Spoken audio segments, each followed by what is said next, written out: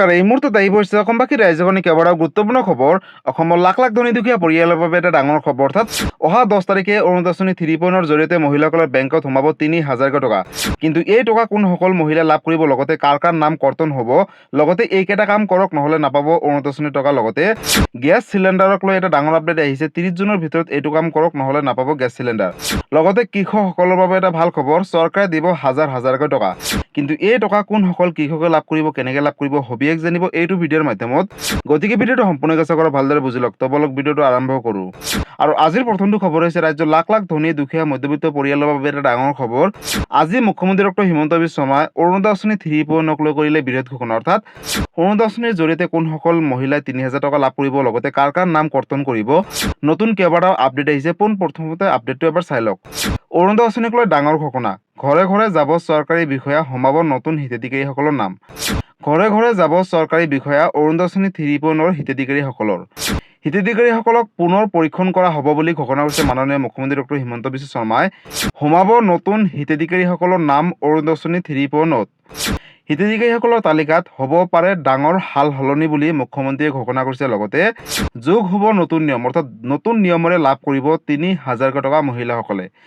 অৰুণোদয় আঁচনি হিতাধিকাৰীসকলক লৈ চলিব সমীক্ষা, আৰু এই কথা ঘোষণা কৰিছে মাননীয় মুখ্যমন্ত্ৰীগৰাকীয়ে। লগতে হিতাধিকাৰীসকলৰ ঘৰে ঘৰে গৈ পুনৰ হ'ব ভেৰিফিকেশ্যনৰ কাম। আৰ্থিক অৱস্থা উন্নত হোৱাসকলৰ কৰ্তন হ'ব অৰুণোদয় আঁচনি 3.0 পৰা নাম। লগতে অৰুণোদয় আঁচনি পোৱা পৰিয়ালৰ সদস্যই চৰকাৰী চাকৰি পালে তেওঁলোকৰ নাম কৰ্তন কৰিব অৰুণোদয় আঁচনিৰ পৰা। বাদ পৰি যোৱা দৰিদ্ৰ, বিধৱা, অবিবাহিতা মহিলা, দিব্যাংগক নতুনকৈ অন্তৰ্ভুক্ত কৰিব অৰুণোদয় আঁচনিত। লগতে অৰুণোদয় আঁচনি হিতাধিকাৰীসকলে বেংক একাউণ্টৰ সৈতে আধাৰ কাৰ্ড লিংক কৰক। অৰুণোদয় আঁচনি হিতাধিকাৰীসকল সাৱধান, 30 জুনৰ ভিতৰত কৰক এটা জৰুৰী কাম, অন্যথা বঞ্চিত হ'ব অৰুণোদয় আঁচনি 3.0 3,000 টকাৰ পৰা। 30 জুনৰ ভিতৰত এটা কাম কৰিব কৈছে হিতাধিকাৰীসকলক, কিন্তু কি কাম কেনেকৈ কৰিব আগলৈকে চাওক। অৰুণোদয় আঁচনি 3.0 হিতাধিকাৰীসকলৰ বাবে এটা অতি গুৰুত্বপূৰ্ণ খবৰ। 30 জুনৰ ভিতৰত কৰক এই জৰুৰী কাম, কিন্তু কি কাম আগলৈ চাওক। অন্যথা বঞ্চিত হ'ব অৰুণোদয় আঁচনি 3.0 3,000 টকাৰ পৰা বুলি ইতিমধ্যে ঘোষণা কৰিছে মুখ্যমন্ত্ৰী ডক্টৰ হিমন্ত বিশ্ব শৰ্মাই। আঁচনিৰ ধন লাভ কৰিব হ'লে বেংক একাউণ্টৰ সৈতে আধাৰ কাৰ্ড সংযোগ কৰিবলৈ আহ্বান জনাইছে। অৰুণোদয় আঁচনি ধন বিতৰণক আধাৰ ভিত্তিত ব্যৱস্থা গ্ৰহণ কৰিছে চৰকাৰে। বহু হিতাধিকাৰীসকলৰ বেংক একাউণ্টৰ সৈতে এতিয়াও সংযোগ হোৱা নাই আধাৰ কাৰ্ড। আধাৰ সংযোগ নকৰিলে ভৱিষ্যতে আঁচনিৰ ধনৰ পৰা বঞ্চিত হ'ব অৰুণোদয় আঁচনি হিতাধিকাৰীসকলে। 30 জুনৰ ভিতৰত বেংক একাউণ্টৰ সৈতে আধাৰ কাৰ্ড সংযোগ সম্পূৰ্ণ কৰা নিৰ্দেশ প্ৰশাসনৰ।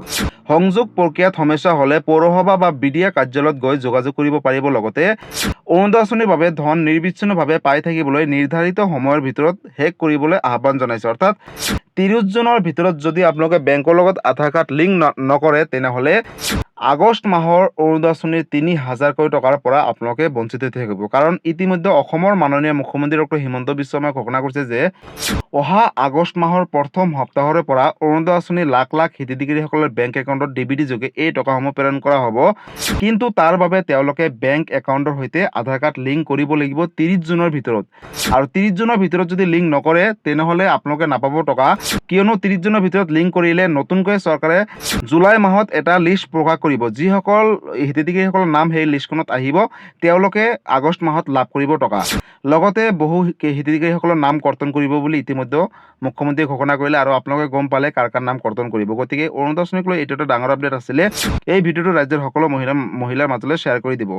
আৰু আজিৰ পৰৱৰ্তী খবৰটো হৈছে গেছ চিলিণ্ডাৰক লৈ নতুন এটা আপডেট আহিছে। পোনপ্ৰথমতে আপডেটটো এবাৰ চাই লওক।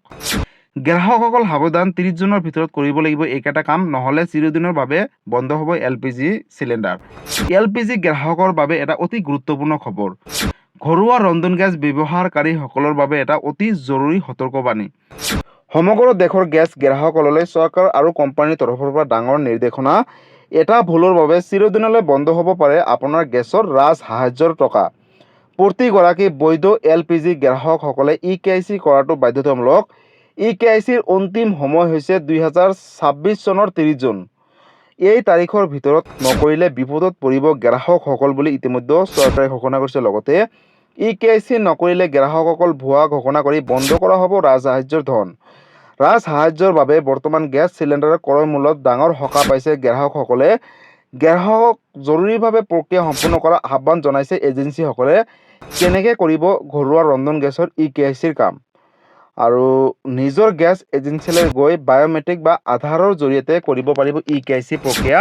ঘৰত বহিও মোবাইল এপ বা ৱেবছাইটৰ জৰিয়তেও আপোনালোকে EKYC আপডেট দিব পাৰিব। গতিকে ৰাজ্যৰ লাখ লাখ গ্ৰাহকসকলৰ বাবে এটা ডাঙৰ খবৰ। যাৰ ঘৰত LPG গেছ চিলিণ্ডাৰ আছে তেওঁলোকৰ বাবে এটা অতি জৰুৰী খবৰ, কিয়নো 30 জুনৰ ভিতৰত যদি আপোনালোকে EKYC আপডেট নকৰে পাছবুকৰ, তেনেহ'লে কিন্তু আপোনালোকে যোনটো গেছ চিলিণ্ডাৰৰ ৰাজ সাহায্য টকা, সেই টকাটো আপোনালোকৰ বেংক একাউণ্টত নোসোমাব, তাৰ পৰা বঞ্চিত হৈ থাকিব আৰু আহিবলগীয়া সময়ত গেছ চিলিণ্ডাৰো নাপাব বুলি ঘোষণা কৰিছে ইতিমধ্যে চৰকাৰে আৰু এজেঞ্চিসকলে। গতিকে এইটো এটা ডাঙৰ আপডেট আছিলে গেছ চিলিণ্ডাৰক লৈ।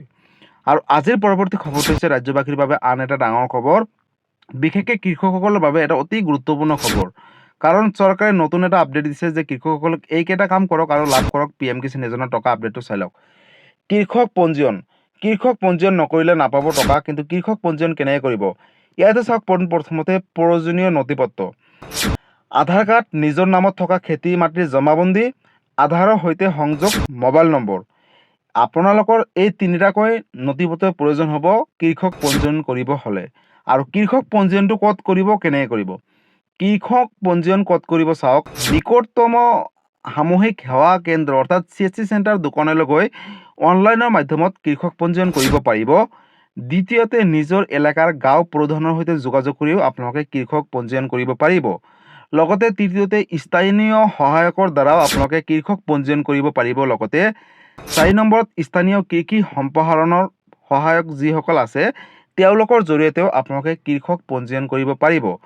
আৰু যদি কৃষক পঞ্জীয়ন নকৰে তেনেহ'লে আহিবলগীয়া সময়ত আপোনালোকে PM কিষাণ যোজনাৰ ধনৰ পৰা বঞ্চিত হৈ থাকিব। আৰু ইতিমধ্যে বহু হাজাৰ কৃষকে PM কিষাণ যোজনাত 20 জুনত 23 নম্বৰ কিস্তিৰ টকা পোৱা নাই। যিসকলে কৃষক পঞ্জীয়ন কৰা নাছিলে তেওঁলোকৰ টকাটো সোমোৱা নাই। আৰু যদি আপোনালোকে নতুনকৈ কৃষক পঞ্জীয়ন কৰিম বুলি ভাবিছে তেনেহ'লে চিন্তা কৰাৰ কাৰণ নাই, অতি শীঘ্ৰে আপোনালোকে CSC চেণ্টাৰ দোকানৰ সৈতে যোগাযোগ কৰক। আধাৰ কাৰ্ড, নিজৰ নামত থকা মাটিৰ জমাবন্দী, আধাৰৰ সৈতে মোবাইল নম্বৰ যোনটো সংযোগ আছে সেইখিনি ডকুমেণ্টছ লৈ যাওক আৰু আপোনালোকে কৃষক পঞ্জীয়ন কৰক। আৰু কৃষক পঞ্জীয়ন কৰাৰ পিছতে কিন্তু আপোনালোকৰ বেংক একাউণ্টত 23 নম্বৰ কিস্তিৰ ধনৰ 2000 টকা আৰু আহিবলগীয়া 24 নম্বৰ কিস্তিৰ 2000 টকা অৰ্থাৎ 4000 টকা কেন্দ্ৰীয় চৰকাৰে DBT যোগে আপোনালোকৰ বেংক একাউণ্টত প্ৰেৰণ কৰিব। গতিকে চিন্তাৰ কোনো কাৰণ নাই। আপোনালোকে পলম নকৰি ওচৰ চুবুৰীয়া CSC চেণ্টাৰ দোকানৰ সৈতে যোগাযোগ কৰি আপোনালোকে এইখিনি কাম অতি শীঘ্ৰে কৰি লওক। কাৰণ আহিবলগীয়া 24 নম্বৰ কিস্তিৰ ধনো এই বছৰতে দিব আৰু দুমাহ বা এমাহ 3 মাহৰ ভিতৰতে চৰকাৰে নতুন এটা তাৰিখ ঘোষণা কৰিব। সেই তাৰিখ মতে আপোনালোকে PM কিষাণ যোজনাৰ 24 নম্বৰ কিস্তিৰ ধন 2000 টকা লাভ কৰিবলৈ সাজু হওক। আৰু এই টকা লাভ কৰিব হ'লে আপোনালোকে বেংকৰ লগত আধাৰ কাৰ্ড লিংক ৰাখিব, EKYC যদি কৰা নাই কৰি ল'ব, কৃষক পঞ্জীয়ন কৰক, মাটিৰ জমাবন্দী আপডেট কৰক। আৰু যিসকল কৃষকে এইকেইটা কাম কৰিছে তেওঁলোকে 23 নম্বৰ কিস্তিৰ ধন লাভ কৰিছে। আৰু যিসকল কৃষকে এলেহুৱা কৰি এইখিনি কাম কৰা নাছিলে তেওঁলোকে কিন্তু 23 নম্বৰ কিস্তিৰ ধনৰ পৰা বঞ্চিত হৈ আছে। গতিকে ইতিমধ্যে চৰকাৰে ঘোষণা কৰিছে যে যদি আপুনি যোগ্য হোৱাৰ পিছতো কৃষকৰ 23 নম্বৰ কিস্তিৰ ধন পোৱা নাই তেনেহ'লে আপোনালোকে অভিযোগ দিব পাৰিব। তাৰ বাবে চৰকাৰে ইতিমধ্যে হেল্পলাইন নম্বৰো মুকলি কৰিছে।